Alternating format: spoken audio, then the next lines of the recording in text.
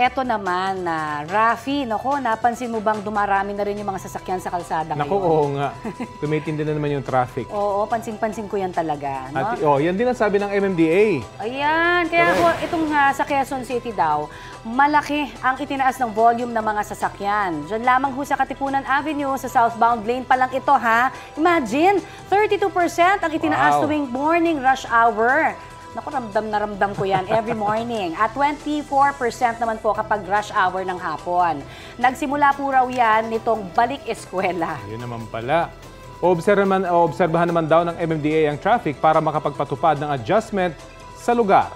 Nakikipag-ugnayan rin sila sa malalaking eskwelahan dyan sa may Katipunan Avenue area. Naku, yan yung pinupuntahan Yun na nga. mo. Alam mo, tumutukod yan ha. Pa Marcos Highway, hanggang sa Libis, all throughout yan, hanggang sa matapos yung rush hour, hanggang mahatid lahat ng mga estudyante dyan sa Katipunan. Pag matagal ng problema dyan, yung lugar na yan, di ba? Kaya ang panawagan, makipagtulungan sana yung pamunuan ng mga eskwelahan dyan, na magbukas sila nung parte, nung mga, ano nila, no, yung area nila doon para sa traffic.